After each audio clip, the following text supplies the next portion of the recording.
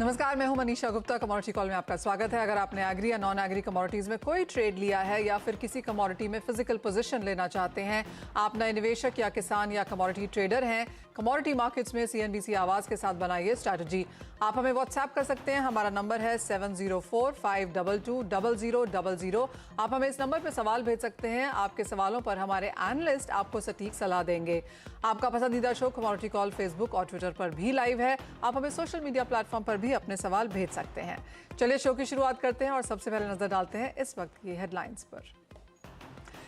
फिर $99 के करीब पहुंचा ब्रेंट का भाव। $92 के ऊपर WTI में कारोबार। MCX पर भी कच्चे तेल में 76,000 के करीब कारोबार। डॉलर में जारी गिरावट से कीमतों को मिला सपोर्ट। MCX पर नेचुरल गैस में लगा अपर सर्किट। 10% ज्यादा की तेजी के साथ 570 के करीब पहुंचे भाव। US में भी दाम $7 के करीब। मांग में तेजी लेकिन सप्लाई में कमी से चढ़े भाव। MCX पे बढ़ी सोने चांदी की चमक। सोना 51,000 के पार निकला और चांदी में 61,000 के करीब का कारोबार। कॉमेक्स पर भी सोना $1680 के करीब। डॉलर में कमजोरी से भावों में सपोर्ट। और MCX पर 32,000 के करीब पहुंचे कॉटन के नवंबर वायदा के लेवल्स। इंटरनेशनल मार्केट्स में मुनाफा वसूली ने बनाया कीमतों पर दबाव, लेकिन 12 सालों में पहली बार एक हफ्ते में 17% चढ़े थे कॉटन के प्राइसेस।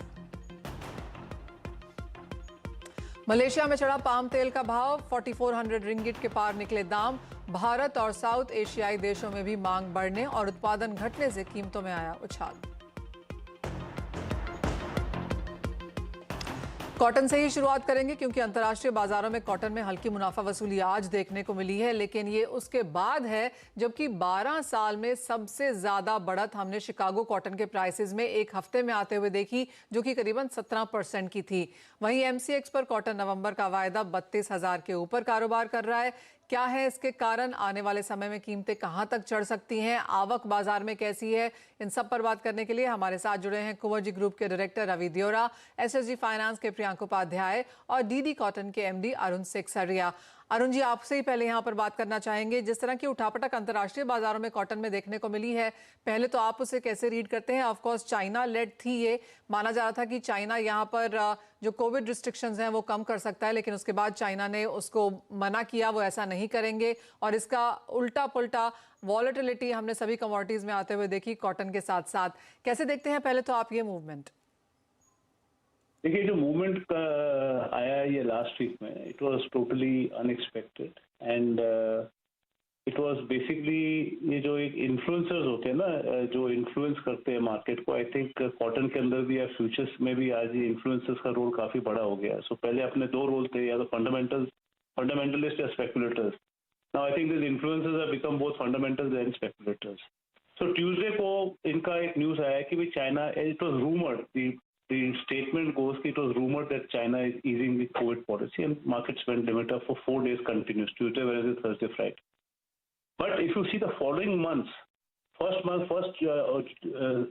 मंगलवार को, Tuesday को लिमिट अप था, but following months then started distancing from December 22 and इसके अंदर पीछे जो शॉर्ट कवरिंग भी थी, जो स्पेक्स जो थे, जो शॉर्ट थे, उनको भी थोड़ी अभी अड़चन आने लगी, तो they also started covering and one after the other everything fail in place for the bulls and market के अंदर एक रैली बन गई जिसमें 25% की बढ़त हुई है 4 दिन के अंदर। From 70 cents which was the lowest in last week, it went up to 89 cents, so 19 cents increased in 5 working days.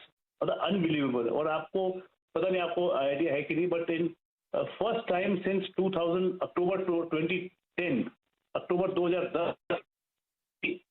option trading contract was halted by the exchange on Tuesday. So this was सब चीज इतनी fast हुई है कि पता नहीं मतलब क्या हो गया, सबको कुछ को पता भी नहीं चला। But underlining is still the same. India की क्रॉप एक्सीलेंट है, demand is still a very very big question mark. दूर दूर तक कोई डिमांड नहीं है किधर भी। And this I don't know for how long this will go on, how long the fuel will be there in this rally, but ultimately it has to come down to 75 levels sooner or later, maybe 1 week or 4-5 days, but it has to come down. Clearly Arun ji, cotton में जिस तरह की moves इस साल में हमने आते हुए देखी हैं, ऑफ कोर्स रिकॉर्ड हाईज भी बनते हुए नजर आए, स्पेकुलेटिव ट्रेडिंग भी यहाँ पर जोर शोर से है। भारतीय बाजारों में भी ऑफ कोर्स आप ज़्यादा बता पाएंगे कि जिस तरह की सिचुएशन अभी यहाँ पर है कि यार्न एक्सपोर्ट में इतनी ज़्यादा गिरावट देखने को मिली है, मिलों ने अपना कामकाज यहाँ पर बंद किया हुआ है, लेकिन एज ऑफ नाउ भारतीय बाजारों की ही स्थिति अगर सिर्फ देखें, भाव अपने हाई से 38-40% गिर चुके हैं, आवक बाजारों में अच्छी खासी है। आप देखेंगे मिल्स को यहाँ पर फिर से रीस्टार्ट होते हुए इस महीने में?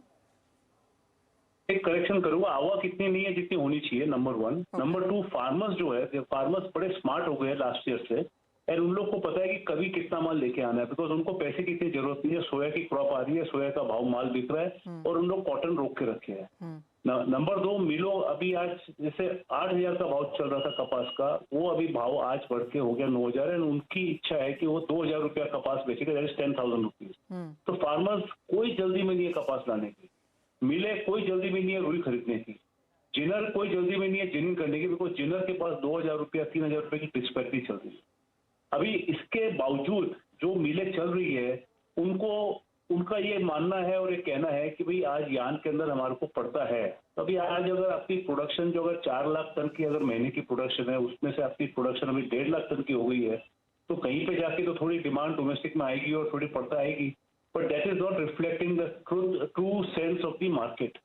तो मेरे को नहीं लगता है कि भाई जब तक डिमांड नहीं आएगी Manisha ji, it is a very very big question mark, because they will not be able to turn the cycle around. Speculative elements कुछ भी कर ले वो 10 दिन तक चलेगा, 5 दिन तक चलेगा, but we have no questions of the crop, so crop is very good. The only question is demand. Demand is not in anybody's hands. And जब से यूरोप और अमेरिका का जो मसला चल रहा है, उसके कारण it is very difficult question कि when it will revive, and it is not something which will revive overnight. Arun ji, एक और बात यहाँ पर यह है कि आज टेक्सटाइल मिनिस्ट्री ने यहाँ पर मीटिंग भी बुलाई है स्टेक होल्डर्स की, एसोसिएशन हेड्स की।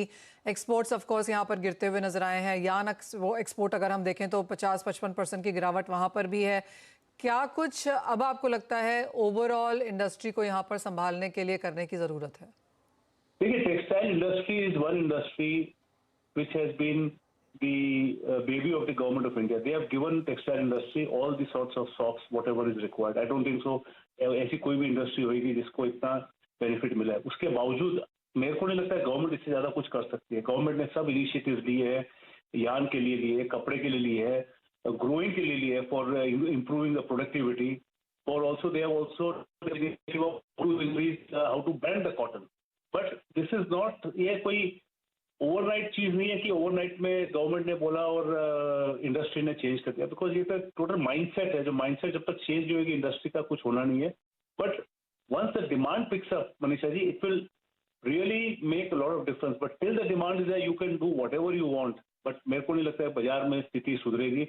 And farmers are the big bull in the stakeholders today, because they are very happy. They are not concern कि आपका यान बिके नहीं बिके, कपड़ा बिके नहीं बिके, हमारी कपास ये भाव में बिकनी चाहिए, बस उनको एक ही चीज दिखे। ओके, तो अरुण जी अब यहाँ